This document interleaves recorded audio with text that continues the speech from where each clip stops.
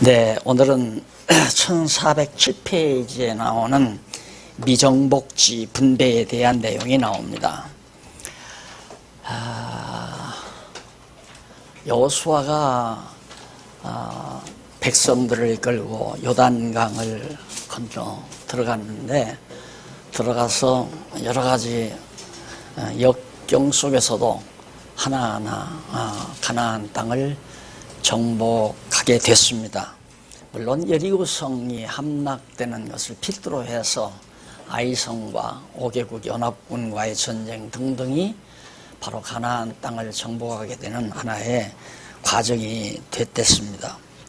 그런데 일단은 가나안 땅 전체를 다 정복하지 못한 상태에서 땅을 분배해 줄 수밖에 없었죠. 그래서 앞에서는 이미 정복한 지역, 땅을 정복한 지역들을 분배해주고, 여기서는 이제 오늘부터는 아직 가나안 땅을 정복하지 못한 땅을 분배하는 대목이 나옵니다.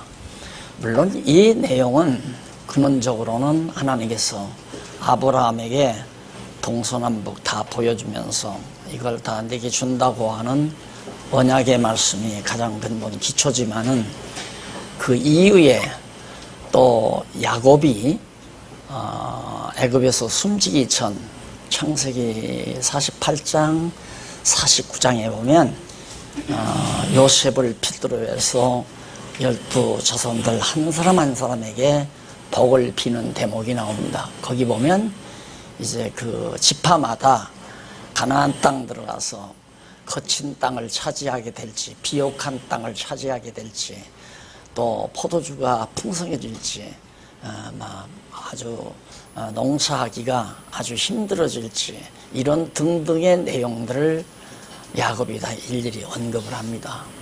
그러니까 근본은 아브라함에게 땅 전체에 대한 언약을 해 주었지만은, 그 다음 그걸 근거로 해서 야곱이 죽기 전에 12 자손에게 이제 가나안 땅 들어가서 정복할 땅들의 상황을 하나하나 또 이루어질 일과 정복할 땅의 상황들을 야곱이 창세기 48장 49장에서 말하거든요.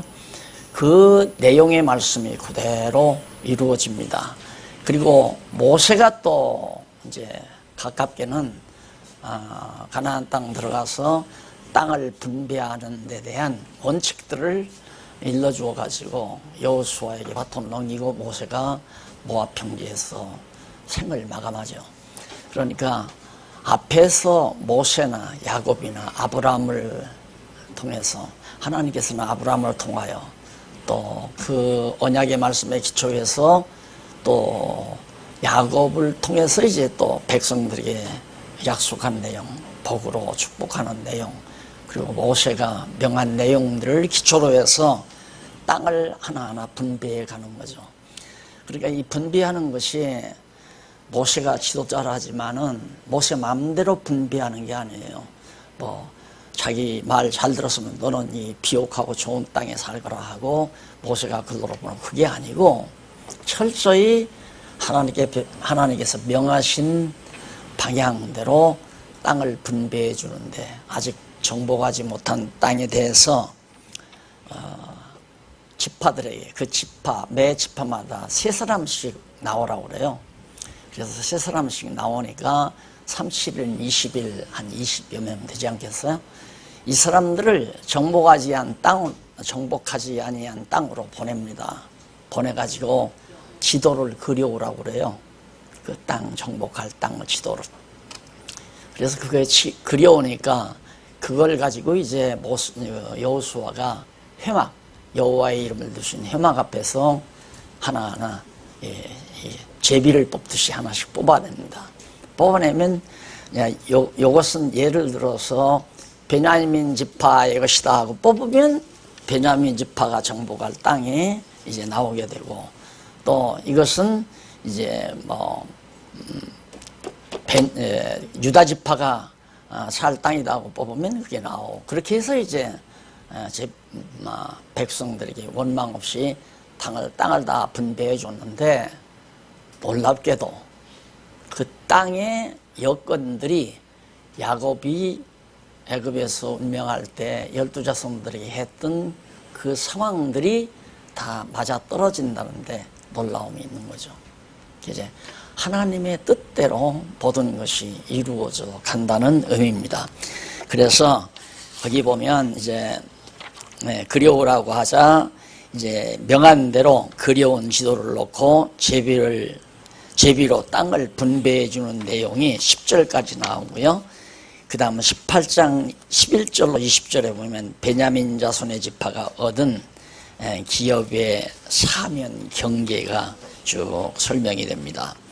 그리고 넘어가서 베냐민 자손 지파가 얻은 성읍과 촌락, 그 땅에 지어지고 있는 건축된 성읍은 어떤 것들이고 성읍 외에 촌락들은 어느 지역인가가 나오고, 그 다음 19장 1절로 9절에 보면 시므온 자손 나오죠. 그런데 시므온 자손이 얻은 기업의 경계와 성읍들을 하나하나 거기서 명하는 내용이 스불론 자손 나오죠.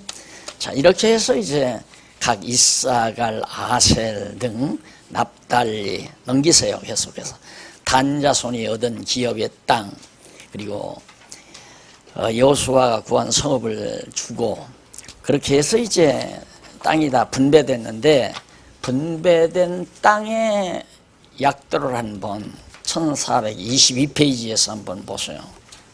거기 보면 12지파가 얻은 땅, 요단 동편 땅에는 밑에 루벤 지파가 있죠.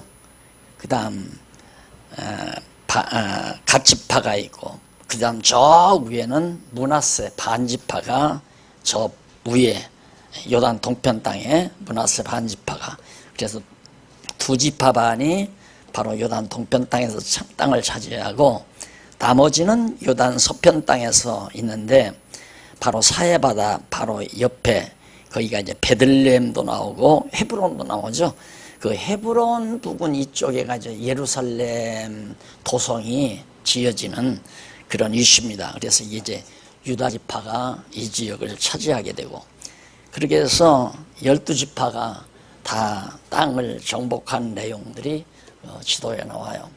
자, 여기서 이제 지난번에도 말씀드렸지만 각 지파별로 이제 어디서 어디까지인지 자세히 알아서 나쁠 건 없죠.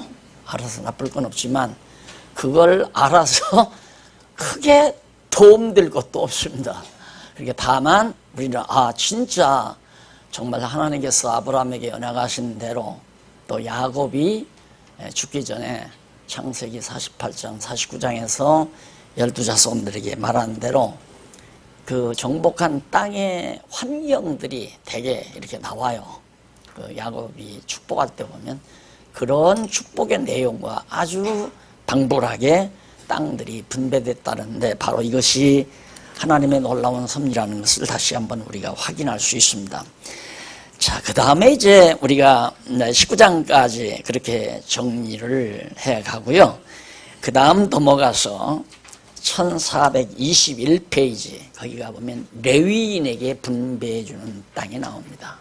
20장부터 21장에 나오죠. 레위인 12지파 가운데 레위인은 땅이 없어요.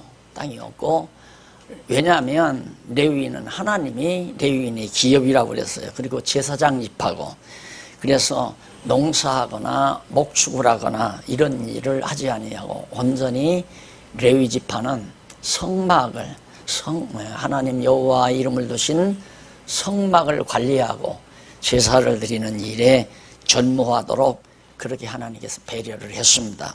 그래서 20장에서 21장에 보면 레위인에게 분비하는, 그래도 살 곳은 있어야 되잖아요.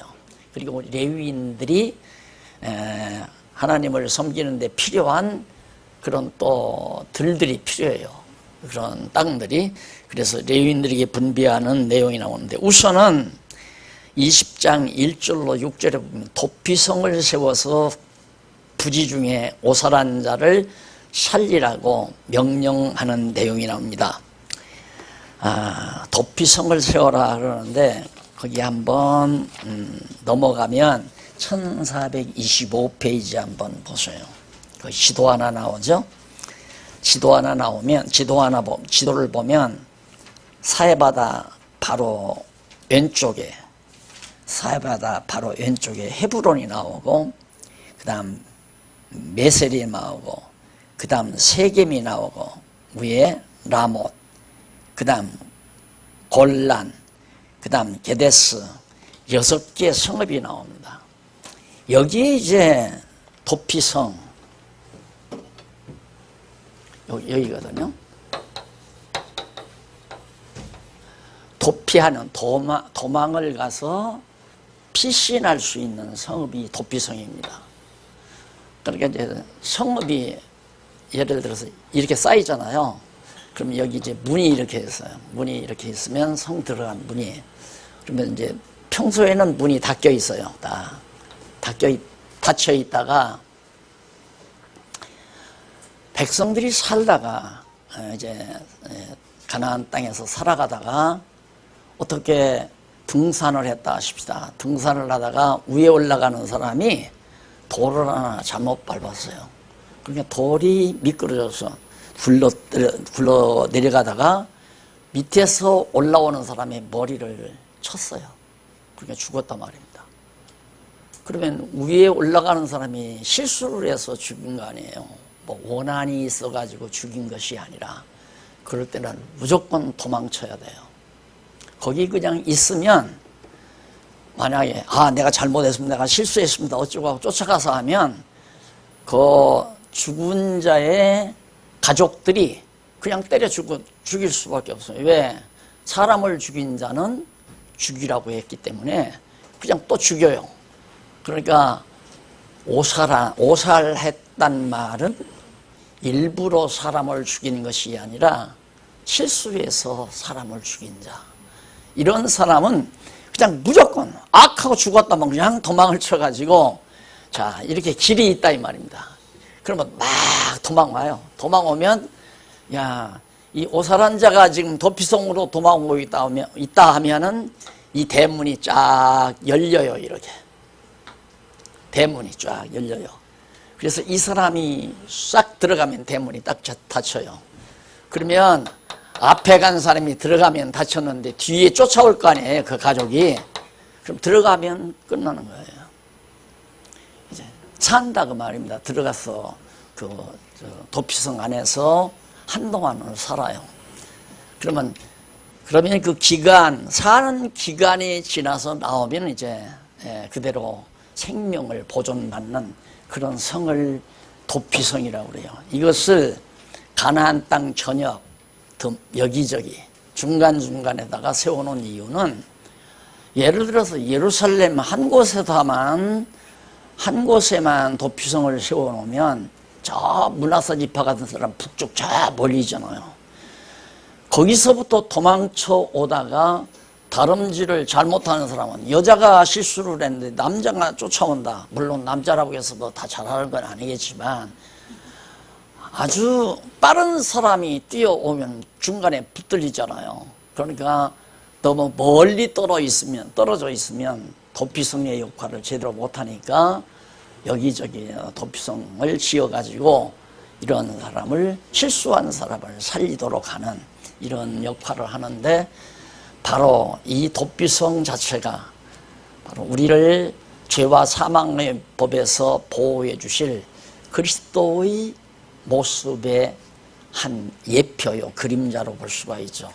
그러니까 우리 범죄한 우리들이 그리스도 안에 들어가서 안식을 얻고 편안함을 얻는 그런 진리에 대한 모형을 이런 도피성, 구약시대 가나안 땅에서 이 도피성으로서 하나의 모형을 보여주는 겁니다. 그러니까 도피성을 지어라 하는 것은 장차 오실 우리의 신령한 도피성 되신 예수 그리스도를 언약하는 말씀이라고 우리가 받아들이게 되는 거죠. 그래서 예수 그리스도는 우리의 영원한 도피성이시다. 이렇게 설명을 해도 틀림이 없는 거죠. 이렇게 해서 이제 도피성에서 부지 중에 알지 못하는 가운데 실수해서 사람을 죽인 자를 살리기 위한 하나님의 섭리가 그 대목에 나오고요. 그 다음에 넘어가서 7절로 9절에 보면 여호와의 명대로 6성읍, 아까 그 바로 오른쪽에 지도에 나오죠. 6개의 도성에다가 도피성을 하나님께서 마련하라고 했습니다. 그래서 21장 1절로 3절에 보면 레위 족장들 요구대로 거할 성읍과 목부를 허락해 줍니다. 레위 족장들이 이제 살 곳이 있어야 되잖아요. 도피성은 있지만은 우리 레위 자손들도 살아가야 되니까 우리에게 도성을 주십시오. 그리고 목부, 백성들이 이제 양을 먹이다가 양새끼가 이제 1년에 100마리가 늘어났어요. 그럼 100마리 중에 10마리를 11조로 가져올 거 아니에요. 그러면 10마리를 한꺼번에 잡아먹을 수도 없고, 그러니까 10마리를 갖다가 이제 막 길러야 돼요. 기르면서 10마리 중에 하나를 11조로 10마리 가운데 한 마리를 제물로 예루살렘 성전에 가서 제물로 드려야 되거든요. 그리고 9마리는 레위인들이 이제 먹는 음식, 식생활로 사용을 하게 된단 말입니다. 과일도 그러고 짐승도 그러고 곡식도 그러고 모두가 다. 그러니까 곡식을 보관할 곳이나 과일을 보관할 창고도 필요하고, 짐승들을 가져오게 되면 짐승들을 먹일 땅도 필요하고, 또 짐승들이 풀을 떼길 목부라는 게 이제 양 먹이는 사람들 아니에요. 이런 사람도 필요해서 이걸 다 허락해 달라 해서 이제 허락을 받는 대목이 나오고, 21장 4절로 8절에 보면 레위 자손이 제비 뽑아 얻은 성읍들 이름이 쭉 나옵니다. 레위 자손이 이제 하나하나 제비를 뽑아서, 레위 자손에 여러 족장들이 많잖아요. 족장별로 제비 뽑아 자기들이 이제 거기에 성읍을 이제 차지하고 들어가 살게 되죠. 그래서 우선 레위 자손 가운데 아론 자손에게 제비 뽑아준 성읍들과 들, 성읍과 성읍 주변의 들, 이런 성읍이라면 이 주변에 들이 있을 거 아니에요. 그러면 성 밖에다가 이제 양들을, 짐승들을 매놓는 거거든요, 이 들. 그래서 성읍과 들을 명시하는 내용이 19장까지 나오고, 20절로부터 26절, 1428페이지. 그앗 자손, 레위 자손 가운데 그앗 자손이 있어요. 아론 자손은 제사장 자손이고요. 아론 지파는. 그리고 그앗 자손, 이것도 레위 자손이지만 이제 맡은 임무가 달라요. 그래서 그앗 자손의 남은 가족이 받은 성읍과 들, 또 레위 자손 가운데 게르손 자손이 있잖아요. 게르손 자손이 가족대로 얻은 성읍, 그리고 성읍의 이름을, 성읍들 이름을 명시해 주는 내용이고, 그 다음 세 번째는 무라리 자손이죠. 그러니까 레위 자손은 아론 지파, 그리고 이제 마지막 나온 무라리, 게르손, 그 다음 그앗, 게르손, 무라리, 이게 이제 레위의 세 아들이에요.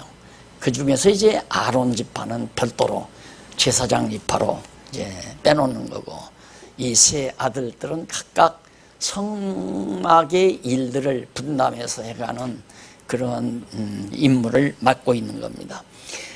그 다음 이제 21장 41절로 42절은 레위 사람이 얻은 기업의 성읍과 들의 통계가 거기 다 기록이 돼요. 그리고 43절로 45절, 여호와께서 이스라엘 자손에게 명하신 땅을 주셨다. 자, 거기 한번 본문을 읽어보십시다.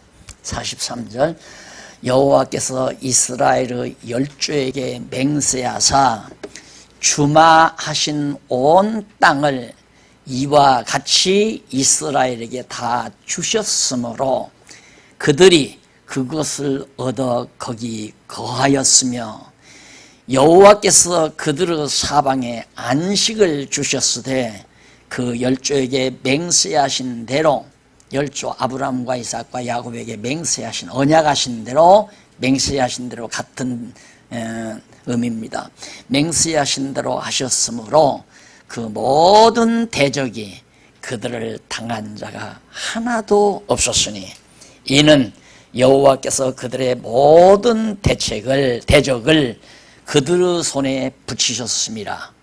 여호와께서 이스라엘 족속에게 말씀하신 선한 일이 하나도 남음이 없이 다 응하였더라. 자, 여호와께서 열조에게 명하신 선한 일, 이 선한 일이라는 것이 하나님의 정하신 뜻을 말하는 거예요. 우리가 하나님께서 작정하신 뜻대로 해 주실 것을 열조에게 언약하셨는데 그것이 하나도 틀림없이 다 그대로 하나님의 맹세대로 이루어졌다. 그걸 선한 일이 다 이루어졌다. 그 얘기거든요.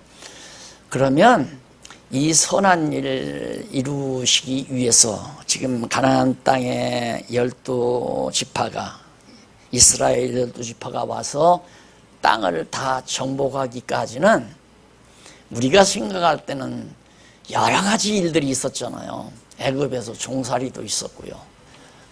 홍해바다에서 어려운 일 중에도 홍해바다를 건넜는데 목마른 일도 있었고 고기가 먹고 싶은 일도 있었고 광야에서 전쟁을 하기도 하고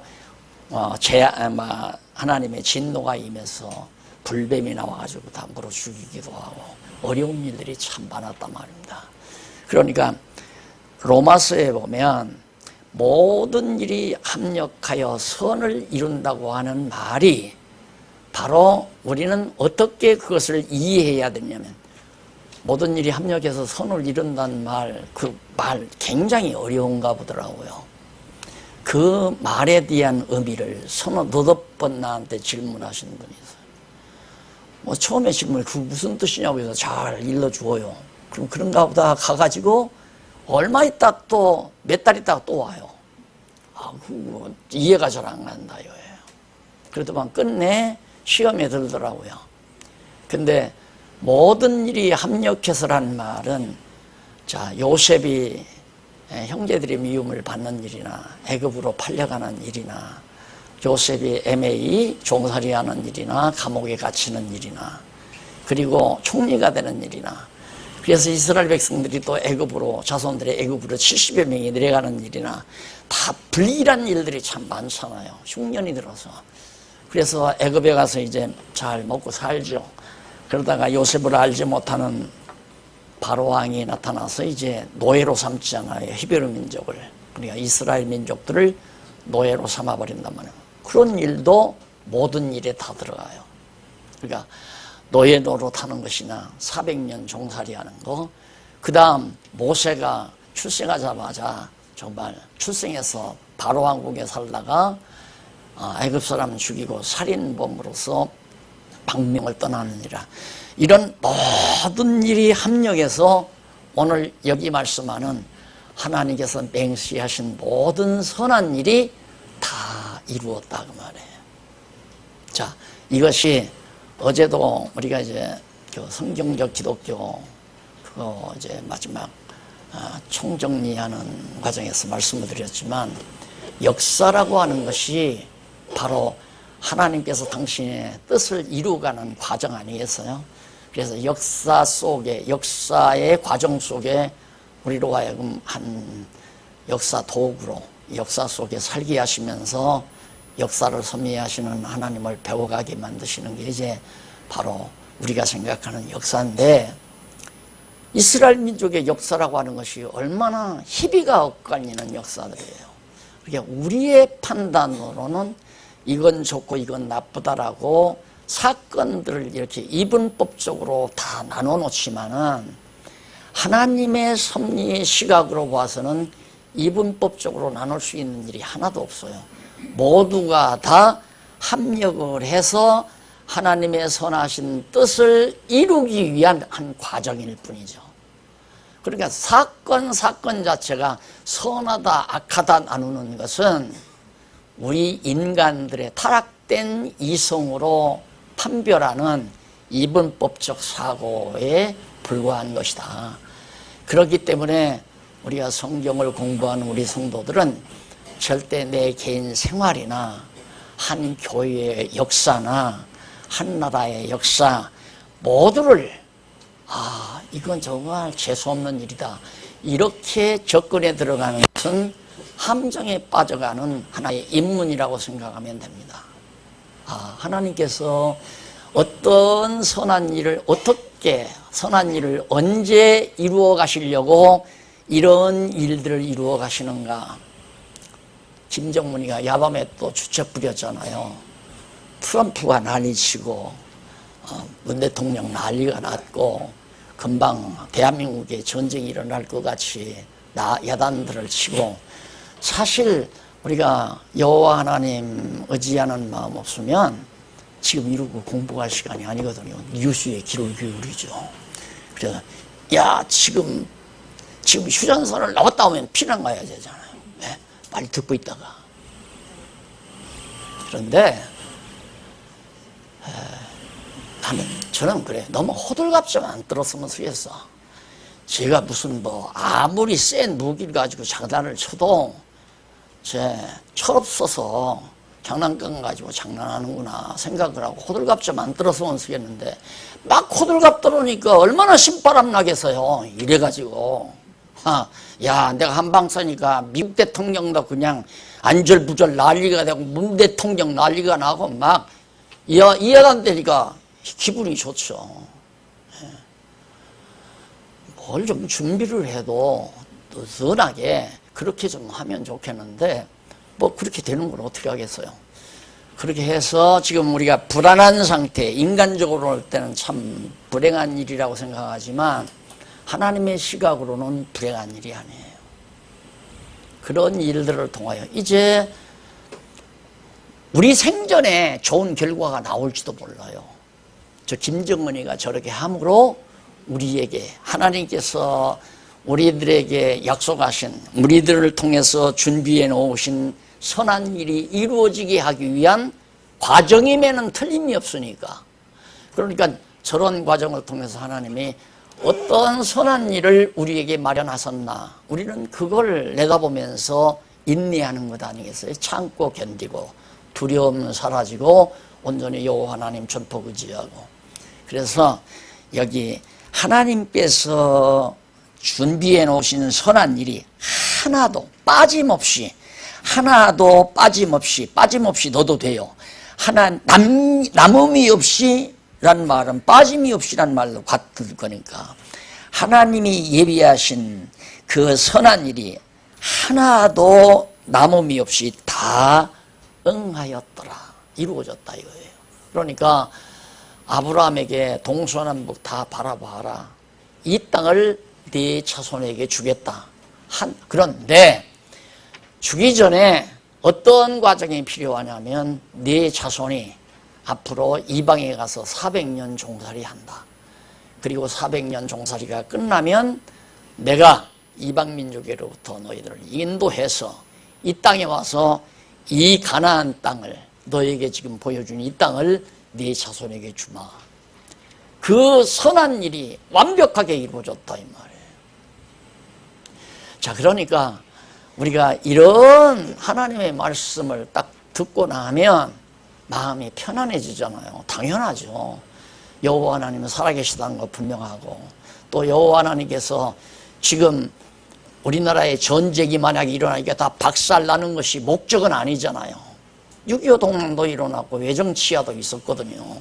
그런 과정들이 다 우리 민족의, 우리 대한민국이 가야 될 방향대로 가게 만드시는데, 그 이유는 하나님의 나라, 교회가 교회되어져 가게 만드는. 그래서 역사를 지역적으로 보면요, 부분적으로 보면 대한민국의 경제 발전이라는 것이 교회를 망가뜨리는 엄청난 마물 역할을 했어요. 돈이 없었으면 많은 교회 지도자들이 돈을 택하는 게 아니라 하나님을 택하죠. 그렇잖아요. 우리도 그래요. 우리도 내가 경제적으로 참 나약하면 병이 났다. 그러면 사나 죽으나 이제는 내가 병원에 가서 수백만 원, 수천만 원 들여서 내가 병을 나을 수도 없고 사나 죽으나 하나님 의지하자 하고 하나님을 의지하지만 돈이 좀 있어요. 은행에 돈 예금된 것이 있어요. 그러면 수백만 원이나 수천만 원이라도 어느 의사가 수술을 잘하느냐 그거 염탐을 해서 찾아가지고 그 의사 전폭적으로 의지하잖아요. 그러니까 하나님께서 우리 한국 교회를 시험한 거죠. 예, 그 시험을 사단에게 맡겨놓으니까 사단이 예수님께 와서 시험했잖아요. 너 배고프냐? 40일 금식했을 때 배고프냐? 배고프면 이 돌로 떡을 만들어 먹으라. 그럼 배고플 때 떡 보면 얼마나 먹고 싶겠어요. 그걸 예수님은 말씀으로 쳐서 물리쳤거든요.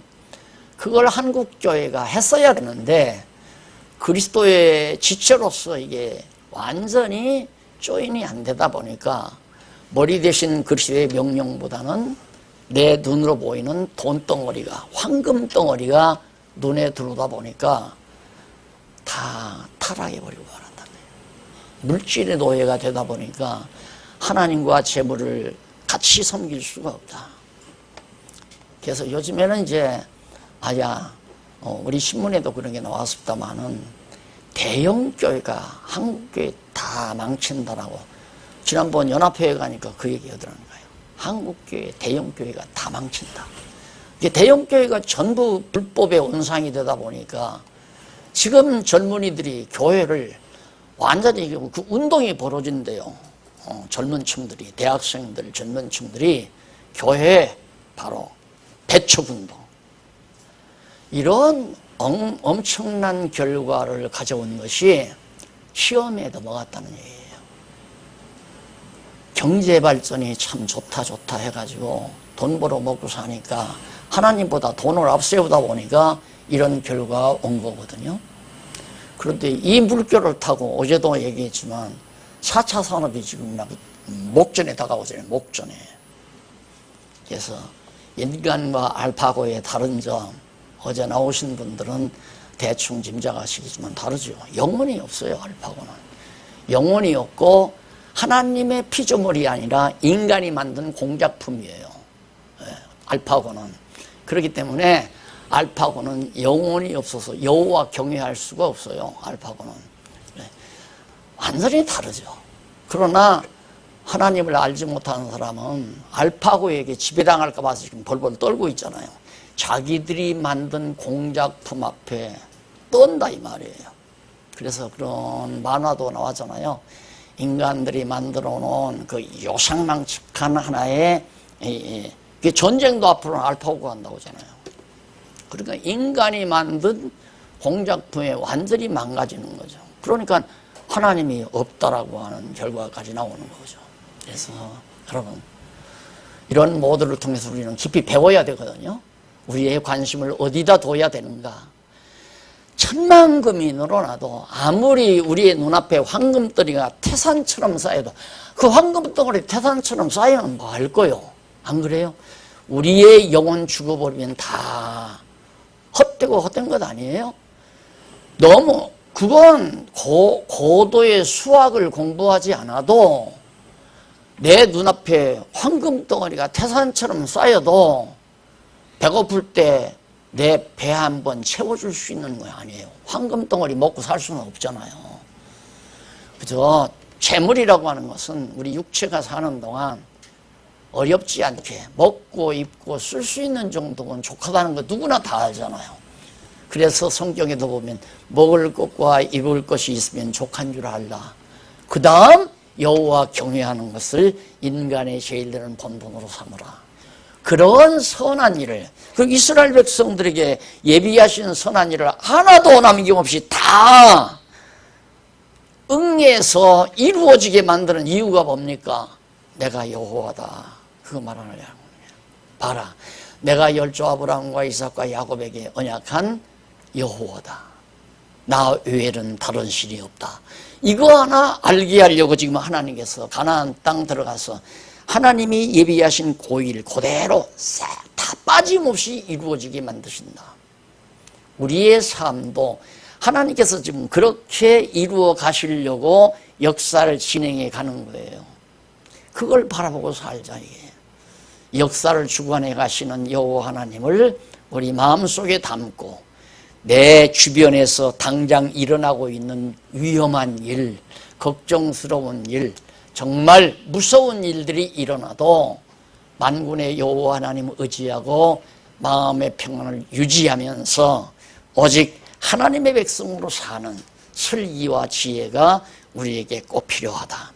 그래서 제가 43절로 45절 말씀을 일부러 꼬박꼬박 읽어드린 겁니다. 확실하죠? 네, 확실해. 이게 절대 이분법적 논리에 매이지 말라. 아, 이건 좋고 이건 나쁘다. 야, 이 아파트는 좋고 이 아파트는 나쁘다. 이렇게 생각하니까 나쁜 아파트 살면 늘 나도 좋은 아파트 살아야 되겠다는 욕심이 마음속에 자꾸 들어오는 거예요. 그래서 이거 간단한 욕심 같지만 아, 나도 좋은 아파트에서 또 좋은 차를 사야 되겠다. 좋은 차를 타고 싶다라고 하는 작은 욕심이지만 그 욕심이 잉태를 한다고 그랬잖아요. 욕심이 잉태하면 아기를 가지면 뭘 낳는가?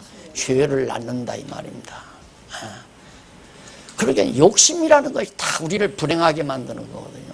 욕심 때문에 남 미워하고 욕심 때문에 시기하고 질투하고 경쟁하고 싸우고 분통 터뜨리고 이거 다 욕심에서 나오는 거 아니에요.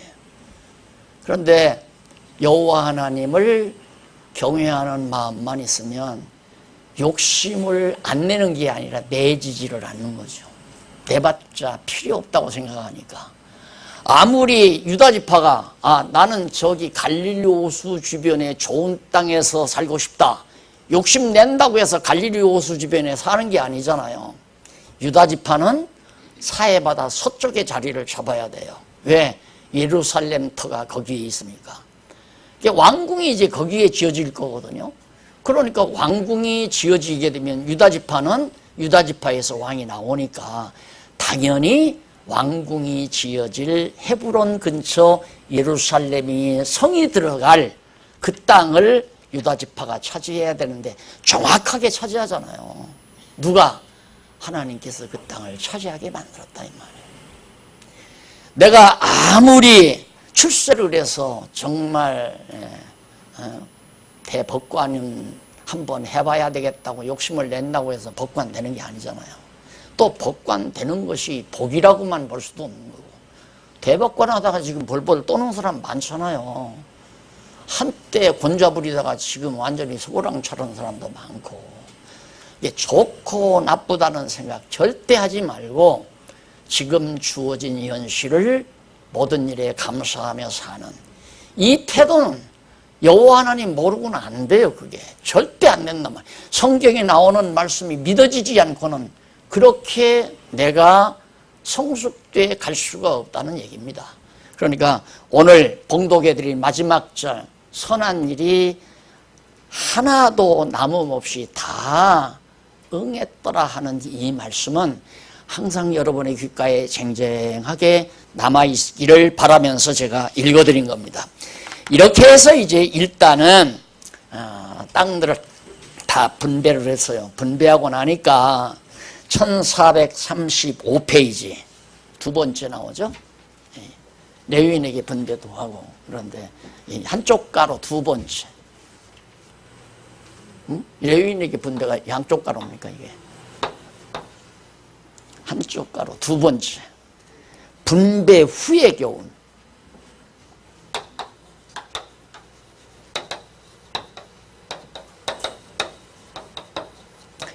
교훈이 22장에서부터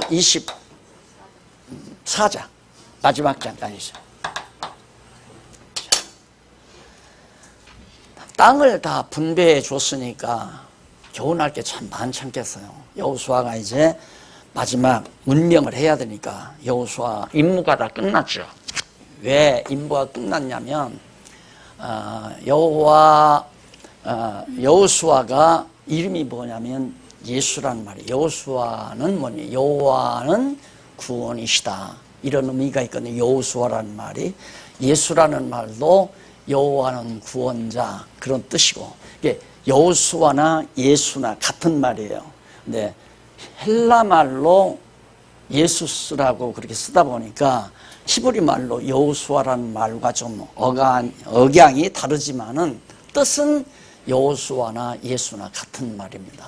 여호와는 구원이시다라는 의미인데, 자, 바로 여호수아가 이스라엘 백성들을 데리고 요단강 건너가서 땅 정복타, 가나안 땅 민족들 다 물리쳐버리고 땅을 다 분배해 줬으니까 구원했잖아요. 애굽 땅 없이 노예 노릇하며 살던, 광야에서 나그네로 살던 이스라엘 민족, 가나안 땅 약속의 땅에 들어가서 정착하고 살 수 있도록 완전히 애굽에서 구원해 놨다. 누가? 여호와는 구원이시다. 여호수아가. 임무 끝났잖아요.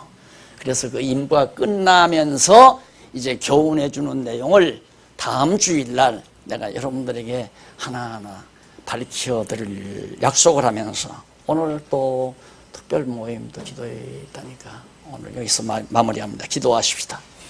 자비하신 아버지 하나님, 우리는 항상 내 중심으로 좋다 나쁘다라는 생각 때문에 늘 괴로워하고 낙심하고 절망하고 근심하고 삽니다.